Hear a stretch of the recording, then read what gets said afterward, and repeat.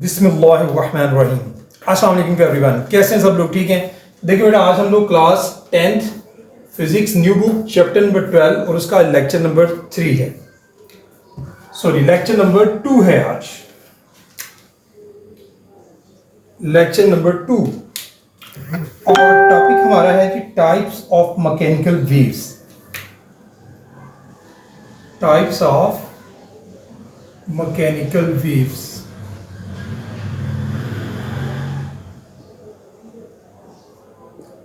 जी, mechanical waves हमने last time detail से discuss किया था। आज हम इसकी टाइप्स डिस्कस करने जा रहे हैं। इसकी दो टाइप्स होती हैं, ट्रांसवर्स वेव्स और दूसरी टाइप होती है लॉन्गिट्यूडिनल वेव्स।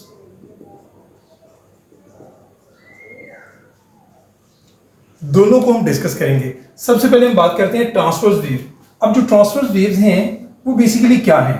ट्रांसवर्स वेव्स में हमने लास्ट टाइम भी बात की थी कि ट्रांसवर्स वेव मीडियम तो ज़ाहिर है रिक्वायर्ड होता है, लेकिन इसमें जो मीडियम्स, सपोज मैं यहां से आपको बना के दिखाता हूं, फिर आपको ज़्यादा बेहतर समझ आएगी। ये एक रोप है, ठीक है। मैंने रोप को जो है उसको एक फिक्स एंड के साथ, ठीक है, बांधा है, यहां पर अटैच किया है फिक्स एंड से, और यहां से मैंने हैंड के साथ उसको मूव किया है। तो यहां जो वेव प्रोड्यूस हो रही है, आप देख सकते हैं वेव्स की जो डायरेक्शन है वो ये है। वेव्स की डायरेक्शन आप देख सकते हैं लाइक दिस वेव इस डायरेक्शन में जा रही है हॉरिजॉन्टल। लेकिन जो मीडियम्स हैं, पार्टिकल्स ऑफ मीडियम्स हैं, वो आप देख सकते हैं कि अगर यहां हम कलर कर दें, लास्ट में मैंने आपको समझाया था, वो जो मीडियम्स ऑफ पार्टिकल्स हैं वो आप देख सकते हैं कि वो ऊपर नीचे मूव कर रहे होंगे, अपनी ही मेन पोजीशन के गिर्द ऊपर नीचे मूव कर रहे होंगे, ठीक है। अब ये अगर हम देखें तो यहाँ जो पार्टिकल्स हैं उनकी मूवमेंट क्या है? उनकी मूवमेंट जो है वेव्स की डायरेक्शन से क्या है? परपेंडिकुलर है, यानी 90 डिग्री के एंगल पर। ऐसी वेव्स जिसमें मीडियम्स या पार्टिकल्स ऑफ मीडियम जो हैं वो वेव्स की डायरेक्शन के परपेंडिकुलर हों, ऐसी वेव्स को हम नाम देते हैं ट्रांसवर्स वेव। यानी ट्रांसवर्स वेव में मीडियम जो है या पार्टिकल्स ऑफ मीडियम जो हैं वो क्या होते हैं? वेव से परपेंडिकुलर डायरेक्शन में मूव करते हैं, यानी इनकी डायरेक्शन अप एंड डाउन आप देख सकते हैं कि जस्ट लाइक 90 डिग्री के एंगल पर। 90 डिग्री यानी परपेंडिकुलर जो है वेव्स की डायरेक्शन ये है, और मीडियम्स ऑफ पार्टिकल्स की मूवमेंट जो है वो 90 डिग्री के एंगल पर है, मींस के परपेंडिकुलर है। ऐसी वेव्स को हम नाम देते हैं ट्रांसवर्स वेव्स। अब इन वेव्स में हम लोग कुछ बातें और भी डिस्कस कर लेते हैं। जैसे मैंने आपको बताया था कि दो, ये देखें यहां ये क्या होती है, ये जो हाईएस्ट पॉइंट होती हैं वेव्स के सबसे हाइट पर, इनको हम नाम देते हैं क्रेस्ट। ये भी क्रेस्ट है, ठीक है, ये भी आगे देखें ये भी क्रेस्ट है। और जो आपको लोअर सबसे निचला हिस्सा जो है, लो पॉइंट ऑफ द वेव, इसको नाम देते हैं ट्रफ। ये भी ट्रफ है, ठीक है, ये भी ट्रफ है, मींस के। अब हम अगली बात कर लेते हैं कि जो दो क्रेस्ट हैं, जो दो क्रेस्ट आपको दिखाई देती हैं, उनके दरमियान जो डिस्टेंस होता है, चलिए मैं इन दोनों के दरमियान ले लेता हूं, चाहे इनके ले लें, इनके ले लें, ये दो ट्रफ्स के दरमियान ये जो डिस्टेंस होता है, इस डिस्टेंस को हम नाम देते हैं वेवलेंथ, और इसको लैम्डा से डिनोट करते हैं। यानी हाईएस्ट पॉइंट जो होता है वेव का हाईएस्ट पॉइंट जो है, जो सबसे हाइट पर पॉइंट होता है, हाईएस्ट पॉइंट, ठीक है, हाईएस्ट पॉइंट को नाम देते हैं हम लोग क्रेस्ट। और इसी तरह से जो लोएस्ट पॉइंट होता है, लोएस्ट पॉइंट को क्या नाम देते हैं? ट्रफ। और दो क्रेस्ट या दो ट्रफ जो नेबरिंग, जो मतलब साथ हैं एक दूसरे के, अटैच हैं एक दूसरे के करीब हैं, उनके दरमियान जो डिस्टेंस होता है उसको नाम देते हैं हम लोग वेवलेंथ। यानी to neighbouring,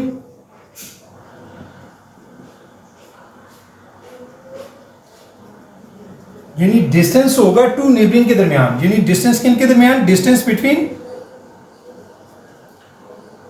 to neighbouring crest या ट्रफ, उनके दरमियान जो डिस्टेंस होता है उसको हम नाम देते हैं वेवलेंथ। क्या नाम देते हैं उसको?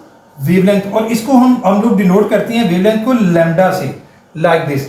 अब उसके बाद हम थोड़ी सी बात कर लेते हैं कि ये जो वेव यहां से हम लोग, ये देखें, अगर मैं एक लाइन ड्रा कर दूं यहां से, तो आप देख सकते हैं कि ये वो पॉइंट था, ठीक है, जिसके आप देख सकते हैं, सॉरी लाइन थोड़ी सी ज्यादा नीचे ड्रा हो गई है, मैं थोड़ी सी लाइन आपको प्रॉपर ड्रा करके दिखाता हूं।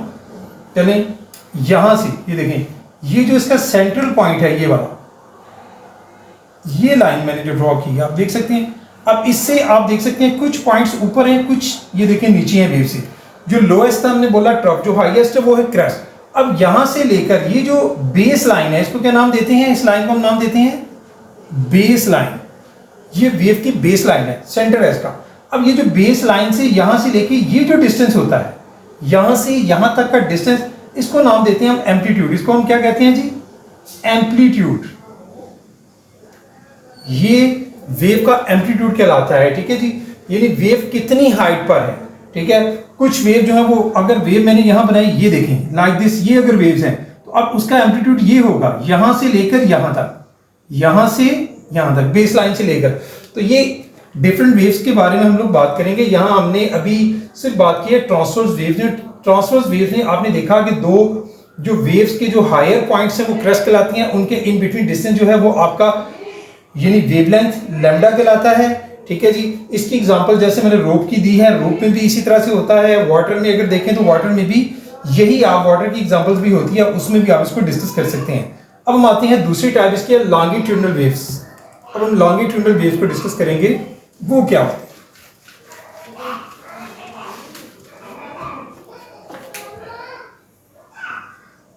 लॉन्गिट्यूडनल वेव्स, ये सेकंड टाइप है मैकेनिकल वेव्स की। पहली टाइप हमने डिस्कस कर ली। इसमें क्या होता है, इसमें थोड़ा सा मैं आपको डायग्रामेटिकली ये भी समझाऊंगा। ये देखें, मैं साउंड से बात कर रहा हूं, साउंड से रिलेटेड। साउंड की जो वेव्स होती हैं वो कुछ इस तरह से,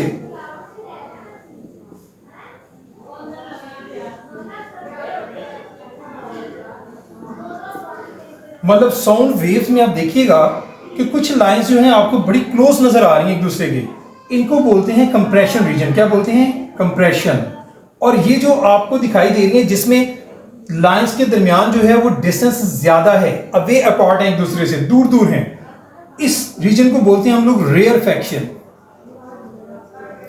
अब होता क्या है कि यहां पर पहली बात तो आप समझ लें कि लॉन्गिट्यूडनल वेव्स में जो वेव्स मूव कर रही हैं पैरेलल, ये हॉरिजॉन्टल मूव कर रही हैं लाइक दिस। अब यहां पर जो मीडियम्स ऑफ पार्टिकल्स हैं वो भी वेव्स के साथ उसी डायरेक्शन में, यानी आगे या पीछे वाइब्रेट करते हुए, यानी डायरेक्शन उनकी सेम रहती है। पीछे हमने बात की थी ट्रांसवर्स वेव्स में कि जो मीडियम ऑफ पार्टिकल्स थे वो परपेंडिकुलर थे, 90 डिग्री के एंगल पर थे वेव से। यहां पर जिस डायरेक्शन में वेव्स मूव करती हैं उसी तरह उसके पैरेलल रहते हैं मीडियम ऑफ पार्टिकल्स। जब साउंड यानी आवाज में जो हम लॉन्गिट्यूडनल वेव्स की बात करें, उसकी एग्जांपल क्या है जी? साउंड। ये मैंने साउंड की वेव जो है आपके साथ डिस्कस की हैं। अब यहां पर ये कंप्रेशंस हैं, ये रेयरफेक्शन है, फिर ये कंप्रेशन, ये रेयरफेक्शन, कंप्रेशन, रेयरफेक्शन। जहां पर लाइंस आपको दिखाई दे रही हैं very close to each other, यानी लाइन जहां पर क्या है वेरी क्लोज, वो रीजन आपके कहलाती हैं कंप्रेशंस। और जहां लाइन जो है आपको अपार्ट दिखाई दे रही है, अवे अपार्ट, एक दूसरे से दूर, ठीक है, यानी अवे अपार्ट लाइन जहां पर दिखाई दे रही है वो आपका रीजन क्या कहलाता है? रेयरफेक्शन। यहां पर भी दो कंप्रेशंस के इन बिटवीन या दो रेयरफेक्शंस के इन बिटवीन जो डिस्टेंस होता है वो वेवलेंथ कहलाता है। मतलब अगर मैं इस रीजन को लूं, ये आपका रीजन कंप्रेशन है, और यहां से ये, इन दोनों के दरमियान ये जो डिस्टेंस है, इन दोनों के दरमियान ये डिस्टेंस आपका लैम्डा यानी वेवलेंथ कहलाएगा। या फिर आप दो रेयरफेक्शन ले लें, यहां से लेकर ये देखें, अगली रेयरफेक्शन ये है, लेकिन नेबरिंग यहां भी ये जो दरमियान डिस्टेंस है ये क्या कहलाएगा? ये कहलाएगा जी आपका वेवलेंथ। यानी मैंने इसका जो साइन बना रहा हूं वेवलेंथ लिखने का, ये लैम्डा इसको बोलते हैं, ठीक है, लैम्डा से इसको डिनोट करते हैं। ये थी आपकी लॉन्गिट्यूडनल वेव जिसमें इस तरह से मूव करती हैं। जब हम लोग यहाँ से कोई मतलब कोई बंदा बात करता है या स्पीकर है या कुछ भी है, जहाँ से कोई आवाज़ जो है वो निकल रही है, बेल है, समझ लें मैंने एक बेल बनाई है, तो बेल से जब यहाँ से आवाज़ निकलेगी तो आवाज़ जो है वो इस तरह से आगे मुनकिल होती है, ठीक है, कंप्रेस करती हैं हवा को, आगे रेयरफेक्शन, ठीक है, अवे अपार्ट, फिर कंप्रेस, फिर रेयरफेक्शन, फिर कंप्रेस, और इस तरह से करते करते इन द एंड लास्ट ये हमारे ईयर तक पहुंचती है, कान तक। तो ये जो सारा सिलसिला जो है वो जिन वेव्स के थ्रू होता है वो वेव्स कहलाती हैं लॉन्गिट्यूडनल वेव्स। और लॉन्गिट्यूडनल वेव्स बेसिकली कौन सी वेव्स हैं?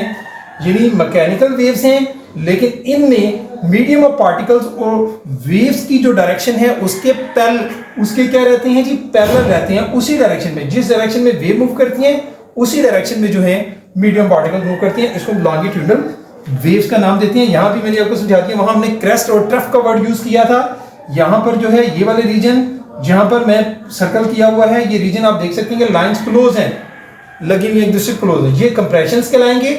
और जो लाइंस मैंने ये देखें बॉक्स सा बनाया है, आप देख सकते हैं यहां पर ये वाली लाइंस जिनके दरमियान डिस्टेंस है, अवे पार्ट है बीच में, वो लाइंस, वो रीजन आपका रेयरफेक्शन कहलाता है। तो इसी तरह से आवाज जो है वो कंप्रेशन, रेयरफेक्शन, कंप्रेशन, रेयरफेक्शन इस तरह से वाइब्रेट करती हुई हमारे कानों तक पहुंचती है। और इन्हीं किसी दो नेबरिंग कंप्रेशंस ले लें या नेबरिंग रेयरफेक्शन, नेबरिंग कहते हैं हमसाए जो करीब करीब हैं, मतलब इसको और इसको नहीं लेना, आपने इसको लेना है और इसको, इन दोनों के दरमियान का डिस्टेंस देखना है, वो डिस्टेंस आपका क्या कहलाता है, वेवलेंथ। ठीक है जी, ये था हमारा लॉन्गिट्यूडनल वेव्स और ट्रांसवर्स वेव से रिलेटेड जो है वो डिस्कशन थी। अब कुछ टर्म्स हैं जिनको हम डिस्कस कर लेते हैं, मतलब जो पैरामीटर्स ऑफ वेव्स हैं उसको डिस्कस कर लेते हैं हम लोग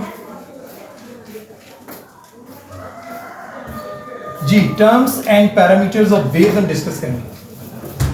terms and parameters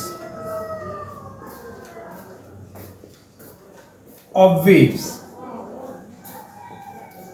different terms हैं और ये एक इंपॉर्टेंट टॉपिक है। इसमें से most of the time board के पेपर में लाजमी कोई ना कोई डेफिनेशन के तौर पर कुछ ना कुछ पूछा जाता है। तो सबसे पहली टर्म है क्रेस्ट।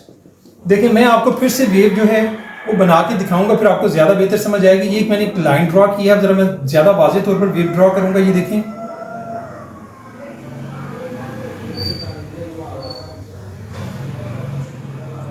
ये मैंने वेव ड्रॉ की है, ठीक है, इसको ट्रांसवर्स वेव बोलते हैं। अब देखिए इस वेव में हमने क्रस्ट देखना है कि क्रस्ट क्या है। क्रस्ट ये पॉइंट है, यानी ये वाला पॉइंट, ये वाला पॉइंट, यानी जो हाईएस्ट पॉइंट है। मैंने लास्ट टाइम भी आपसे बात की थी कि वो रीजन होगा जो आपका ट्रांसवर्स वेव में कहां पर होगा, हायर पॉइंट पर होगा, अबव द मीन पोजीशन। अगर हम देखें तो ये देखें, अगर इसको नाम दें तो ये मीन पोजीशन है। ये क्या है, ये पॉइंट जो है यहां से, ये पॉइंट है मीन पोजीशन, इसको बोलते हैं मीन पोजीशन। और ये जो पॉइंट है ये क्या है, अबव द मीन पोजीशन है, मीन पोजीशन से ऊपर है। तो भाई वो सारे पॉइंट जो अबव होंगे मीन पोजीशन से वो क्या कहलाएंगे, क्रेस्ट। ये भी क्रेस्ट, ये भी क्रेस्ट। अब हम आ जाते हैं ट्रफ की तरफ। ट्रफ किसको कहते हैं, अब आपको ज्यादा बेहतर समझ आएगी, मैंने डायग्राम बनाई हुई है इससे ज्यादा। देखें ये आपकी मीन पोजीशन, अब ये क्या है, ये वो सारे पॉइंट्स हैं, ये देखें ये वो पॉइंट्स हैं जो कहां हैं, ये मीन पोजीशन है, ये मीन पोजीशन है, मीन पोजीशन से बिलो है, यानी बिलो द मीन पोजीशन जितने पॉइंट्स होंगे या highest below the mean position जो पॉइंट है वो क्या कहलाता है, ट्रफ। ये भी ट्रफ, ये भी ट्रफ, समझ आ गई, ये हो गया आपकी ट्रफ। उसके बाद आ जाता है अगली टर्म देखिए कंप्रेशन। कंप्रेशन के लिए मैंने आपको समझाया था, ये देखें लॉन्गिट्यूडनल वेव्स में चले जाएं, ये देखें ये रीजन, फिर उसके बाद ये रीजन, फिर देखें ये देखें यहां पर जो आपको रीजन जिसमें लाइंस जो हैं वो एक दूसरे के वेरी क्लोज हैं, ये जिस रीजन में लाइन सारी वेव्स की, वेव समझने के वेव्स जो आपको मूव करती दिखाई दे रही हैं, वेव जो है उसमें क्या है, very close to each other हैं, ये रीजन कहलाएंगे कंप्रेशन। इसको क्या बोलेंगे, कंप्रेशन। ठीक है, जहां पर समझे वेव्स ने क्या किया है, पार्टिकल्स को, एयर्स को कंप्रेस कर दिया है, वो रीजन आपके कंप्रेशन कहलाएंगे। और जहां पर अवे अपार्ट हैं, ठीक है, इसको कहते हैं रेयरफेक्शन। अगली डेफिनेशन हमारी यही है। तो रेयरफेक्शन कौन से पॉइंट्स होंगे, जहां पर आपकी जो पार्टिकल जो हैं वो एक दूसरे से क्या है, वो अवे अपार्ट हैं, यानी एक दूसरे से अवे हैं। ठीक है, अवे अपार्ट है, वहां पर वो जो रीजन है, ये वाला रीजन, ये वाला रीजन, या इसको हम क्या नाम देंगे, रेयरफेक्शन। और ये जो रीजन हैं जो शुरू में मैंने बात की, जहां पर रीजन लाइंस आपको very close to each other दिखाई दे रही हैं, यानी रीजन जो है वो लॉन्गिट्यूडनल वेव में पार्टिकल्स और मीडियम वेरी क्लोज टुगेदर है, बहुत एक दूसरे के करीब हैं। यहां पर अवे हैं, क्लोज टुगेदर जहां पार्टिकल्स हैं वो आपका कंप्रेशन, जहां पर अवे हैं वो आपका रेयरफेक्शन। इसके बाद आगे चलते हैं, एम्पलीट्यूड की बात कर लेते हैं कि एम्पलीट्यूड क्या होता है। अभी हमने पीछे भी बात की थी, फिर यहां पर समझा देता हूं आपको कि एम्पलीट्यूड बेसिकली क्या है। एम्पलीट्यूड जो है वो आपका मैक्सिमम डिस्प्लेसमेंट है, यानी ये देखें वेव यहां से मूव हुई, ये सारी वेव है ना, वेव यहां से चल रही है फिर यहां चली गई, यानी कभी वो हाई पॉइंट पर होती है, कभी लोअर पॉइंट्स पर मूव करते हुए, फिर देखिए बढ़ते बढ़ते हाई पॉइंट। लेकिन जो maximum higher point mean position से लेके यहां तक का जो डिस्टेंस है, ये जो डिस्टेंस है यहां से लेकर यहां तक का, ये डिस्टेंस आपका क्या कहलाता है? एम्पलीट्यूड। इसी को नाम देते हैं, यहां से यहां तक का डिस्टेंस, जो मैक्सिमम डिस्टेंस वेव ने जो ट्रेवल किया है, डिस्प्लेसमेंट, वो क्या होता है? एम्पलीट्यूड। चाहे वो ये वाला ले लें, चाहे वो आप ये वाला ले लें, यहां से यहां तक भी आपका जो डिस्टेंस है वो मैक्सिमम डिस्टेंस है। तो मैक्सिमम डिस्टेंस या मैक्सिमम डिस्प्लेसमेंट जो वेव ट्रेवल करती है उसको क्या नाम देते हैं? एम्पलीट्यूड। ठीक है जी। एम्पलीट्यूड के बाद हम वेवलेंथ की बात कर लेते हैं, जिस पर हमने पहले भी काफी दफा बात कर ली है। वेवलेंथ जिसको हम लैम्डा से डिनोट करते हैं। ठीक है जी। अब वेवलेंथ क्या है? मैंने आपको बताया था कि ये क्रस्ट हैं, ये आपके ट्रफ हैं, यानी कोई दो नेबरिंग क्रस्ट जो है उनके इन बिटवीन डिस्टेंस, या कोई दो ट्रफ जो नेबरिंग ट्रफ है उनके इन बिटवीन डिस्टेंस जो होता है वो कहलाता है वेवलेंथ। मीन यहां से लेकर यहां तक का जो डिस्टेंस है, ये वाला डिस्टेंस जो है, ये हमारा क्या कहलाएगा? वेवलेंथ। इसको हम लैम्डा से डिनोट करते हैं। दिस वन इज वेवलेंथ, इसको लैम्डा से, और इसका यूनिट आमतौर पर हम लोग जो यूज होता है वो मीटर में यूज किया जाता है। यूनिट क्या है इसका? मीटर। अब वेवलेंथ के बाद बात आ जाती है फ्रीक्वेंसी की। फ्रीक्वेंसी क्या होती है? देखिए जी, फ्रीक्वेंसी ये होती है कि जो नंबर ऑफ वेव्स, ये देखें, ये वेव्स यहां से लेकर, मैंने बताया था कि आपको यहां से लेकर जब वेव फिर यहां पर, यानी उस वो जो आपका मीन पोजीशन होती है, मीन पॉइंट से लेकर वेव दोबारा फिर मीन पॉइंट तक पहुंचती है, तो तब एक वेव मूव होती है। अब इसी तरह से नेक्स्ट देखें, फिर ये यहां से मूव हुई वेव, ये देखें, फिर वो मीन पोजीशन तक आ गई, ये दूसरी वेव। अब नंबर ऑफ वेव्स जो 1 सेकंड में गुजरती हैं, 1 सेकंड में जितनी वेव गुजरती हैं उसको हम क्या नाम देते हैं? फ्रीक्वेंसी।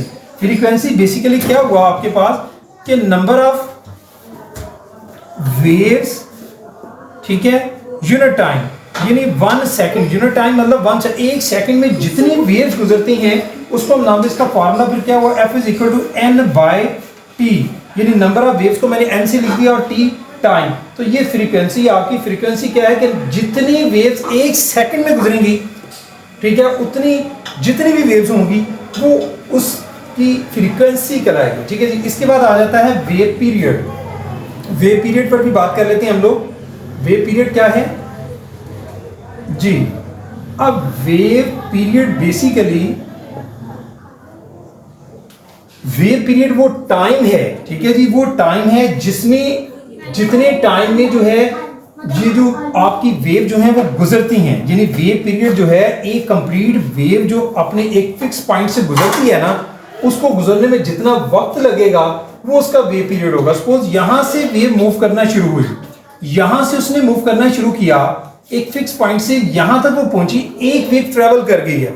अब जिस एक वेव के ट्रेवल करने में यहां तक कितना टाइम लगा, वो जो टाइम उसको रिक्वायर्ड है उसको हम नाम देते हैं वेव पीरियड, उसको कैपिटल टी से डिनोट करते हैं। ये रेसिप्रोकल होता है फ्रीक्वेंसी का, यानी t is equal to 1/f, ये इसका फॉर्मूला भी है, यानी टाइम पीरियड रेसिप्रोकल है फ्रीक्वेंसी का भी। ये था भाई वेव पीरियड के बारे में। लास्ट आपके आ जाती है wave front. Wave front basically क्या है? Wave front basically imaginary surface होती है जिसको हम सिर्फ इमेजिन कर सकते हैं, जो सारे पॉइंट्स एक ही फेज में होते हैं, यानी एक इमेजिनरी सरफेस जिसमें सारे पॉइंट सेम फेज में वाइब्रेट करते हुए फील होते हैं। ठीक है जी। समझ लें कि वेव का जो एज है, वेव का जो एज है उसको हम नाम देते हैं वेव फ्रंट, यानी सारे के सारे पॉइंट सेम फेज में होंगे, और ठीक है, और वो वेव फ्रंट कहलाता है, और ये एक इमेजिनरी सरफेस कहलाती है। ये थे भाई हमारे सारे बेसिकली वो टर्म्स जो हमने डिस्कस करनी थी। ठीक है जी, इससे रिलेटेड इसके बाद एक टॉपिक छोटा सा और डिस्कस करेंगे, वो है वेव स्पीड।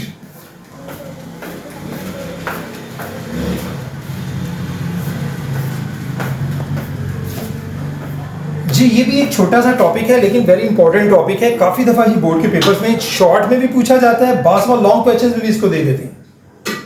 वेव स्पीड, ठीक है, और इसको वेव इक्वेशन भी कहते हैं। वेव स्पीड या दूसरा नाम इसका क्या होता है? Wave equation. जी अब हम इस पर बात कर लेते हैं। वेव स्पीड या वेव इक्वेशन को समझने के लिए आपको पता होगा कि स्पीड का फॉर्मूला आपने पढ़ा था 9th क्लास में भी। स्पीड का फॉर्मूला क्या होता है कि distance travelled divided by time. Distance travelled over time, ये फार्मूला आप बड़ी डिटेल से डिस्कस कर चुके हैं स्पीड के बारे में। अब स्पीड को किससे डिनोट करते हैं? स्पीड को डिनोट करते हैं v से। ठीक है जी, डिस्टेंस ट्रैवल यानी s और टाइम t। अब यहीं से हम लोग जो है इसको थोड़ा सा कन्वर्ट कर देंगे कि हम लोग अगर स्पीड जो है फाइंड आउट करने जा रहे हैं, किसी वेव की स्पीड फाइंड आउट करेंगे, तो वहां पर जो डिस्टेंस होता है वो अभी आप देख के आए थे, दो क्रस्ट के दरमियान जो डिस्टेंस था वो वेवलेंथ था। अगर हम कहते हैं कि if s is equal to यानी लैम्डा वेवलेंथ के, और यहाँ पर जो टाइम होता है वो टाइम पीरियड होता है, ठीक है जी, तो उसको हम स्मॉल t को कह देते हैं is equal to capital T। तो यही इक्वेशन आपके पास क्या बन जाएगी, मतलब इसमें अगर आप पुट कर देते हैं इनको, यानी पुट इन वन, मतलब इसको इक्वेशन वन का अगर मैं नाम दे दूं पुट इन वन, तो देखिए हमारे पास v किसके इक्वल आ जाएगा, आप देख सकते हैं कि लैम्डा और डिवाइडेड बाय कैपिटल T। और अभी मैंने पीछे आपको पढ़ाया था कि जो आपका टाइम पीरियड t है वो बेसिकली जो है वो फ्रीक्वेंसी यानी f की क्या है, रेसिप्रोकल है, यानी 1 over f is equal to t है। आप देख सकते हैं यहाँ से, यानी t is equal to 1 over f, या यहाँ से आप कह सकते हैं कि मैं यहीं से अगर यूं कर दूं इसको, तो f किसकी इक्वल आएगा, यहाँ से f जो इक्वल आएगा वो होगा 1 ओवर t के। तो मैं इसको अगर थोड़ा सा अलहदा कर दूं इसी फॉर्म को, ये देखें, यानी लैम्डा मल्टीप्लाई बाय ये क्या बन जाएगा 1 बाई टी। अब ये जो 1 बाई टी है इसकी जगह मैं यहाँ f पुट कर सकता हूँ क्योंकि f is equal to 1 by T है, तो v किसके इक्वल आ जाएगा, v is equal to f lambda.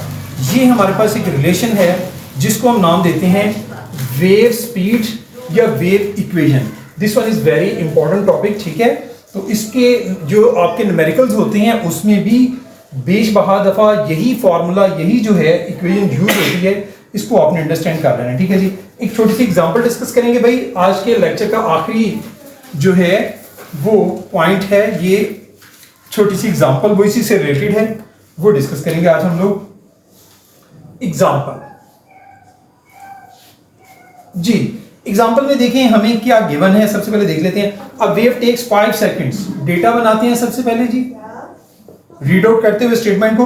Wave takes 5 seconds, यानी टाइम दिया हुआ है हमें, time t is equal to 5 second. उसके बाद है जी टू कंप्लीट 10 साइकिल्स, ये नंबर ऑफ साइकिल्स या नंबर ऑफ वाइब्रेशंस आप बोल सकते हैं इसको, ये नंबर ऑफ साइकिल्स हैं। नंबर ऑफ साइकिल्स को n से डिनोट कर देते हैं, कितने दिए गए हैं जी 10। मजीद आगे देखिए, if the wavelength of the wave is 1.2 metre, आगे दिया हुआ है जी वेव लेंथ। अब वेव लेंथ जो होता है उसको किससे डिनोट करते हैं, मैंने बताया था लैम्डा से, उसकी वैल्यू कितनी है 1.2 मीटर। नेक्स्ट देखिए क्या गिवन है, आगे हमसे पूछा गया है कैलकुलेट करना है आपने फ्रीक्वेंसी ऑफ द वेव। एक तो हमने फ्रीक्वेंसी निकालनी है, फ्रीक्वेंसी को स्मॉल f से डिनोट करते हैं, ये फाइंड आउट करनी है। नेक्स्ट क्या है, स्पीड ऑफ द वेव, हमने स्पीड फाइंड आउट करनी है, तो स्पीड जो है उसको v से डिनोट करते हैं, ये भी हमने फाइंड आउट करनी है। अब हम सॉल्यूशन की तरफ जाते हैं, ठीक है। अभी हम लोग डेफिनेशन पढ़ के आ रहे हैं फ्रीक्वेंसी की। फ्रीक्वेंसी की डेफिनेशन क्या थी भाई, कि भाई नंबर ऑफ साइकिल या number of waves divided by time, यानी पर टाइम पर यूनिट टाइम पर सेकंड, यानी जो आपने पीछे पढ़ा था। तो वही फार्मूला लगाएंगे, f is equal to n by T से हम लोग फ्रीक्वेंसी फाइंड आउट कर लेंगे, ठीक है। तो यहाँ लिखिए फॉर f के लिए हम फार्मूला लगाएंगे f is equal to n by T by putting values, इसमें वैल्यूज पुट कर दें। n की वैल्यू कितनी है, n की वैल्यू है 10, और t की वैल्यू कितनी है हमारे पास, t की वैल्यू है 5 टू 10 यानी 2 हर्ट्ज। इसका यूनिट क्या होता है जी, हर्ट्ज होता है, ठीक है जी। तो 5 बाई यानी 2 हर्ट्ज जो है वो फ्रीक्वेंसी हमारे पास आ जाएगी। इसके बाद हमने क्या फाइंड आउट करना है, इसके बाद हमने फाइंड आउट करनी है स्पीड। तो v निकालना है, यानी v फॉर v हम क्या फार्मूला लगाएंगे, अभी हम पीछे इक्वेशन देखे हैं, ठीक है। Wave equation v is equal to f lambda, ठीक है। मोस्ट ऑफ द टाइम बेटा मैं आपको ये बात समझाता रहता हूँ, मैं कभी जुबानी भी करता हूँ। कैलकुलेटर पास रखा करें, जब आप लोग को पास ये चॉइस है कि आप लोग जो है वो कैलकुलेटर से सॉल्व कर सकते हैं, तो कैलकुलेटर आपके पास जरूर होना चाहिए। बाय पुटिंग वैल्यूज देखिए जी, v की वैल्यू f की वैल्यू हमें गिवन है, v हमने निकालना है, f कितना अभी हमने निकाला है, f निकला है 2, लैम्डा कितना है, लैम्डा है 1.2। अब 2 को अगर आप 1.2 से मल्टीप्लाई करती हैं, ठीक है, अगर मेरे पास अभी इस वक्त कैलकुलेटर नहीं है, आपके पास कैलकुलेटर डायरेक्ट भी कर सकते हैं, तो मैं विदाउट कैलकुलेटर इसको कर रहा हूं। ये देखें जी। अब आप अगर 2 को 12 से मल्टीप्लाई करते हैं तो 24 होता है, 24 को 10 पे डिवाइड करेंगे तो आपके पास क्या आंसर आएगा 2.4। ये मेरे पास आंसर आएगा जी 2.4 मीटर पर सेकंड, यानी ये मेरे पास वेलोसिटी की वैल्यू आएगी। तो ये था भाई आज का लेक्चर, उसका आखिरी टॉपिक था। तमाम चीज़ों को पहले अंडरस्टैंड किया करें, और बेसिकली जब आप न्यूमेरिकल्स वगैरह करते हैं तो न्यूमेरिकल्स की समझने के बाद आपकी हाथों से प्रैक्टिस बेटा बहुत ज़रूरी है। अपने हाथों से प्रैक्टिस करें तो आप बेहतर तौर पर समझ सकते हैं। आज के लिए इतना ही। Thank you very much. अस्सलाम वालेकुम।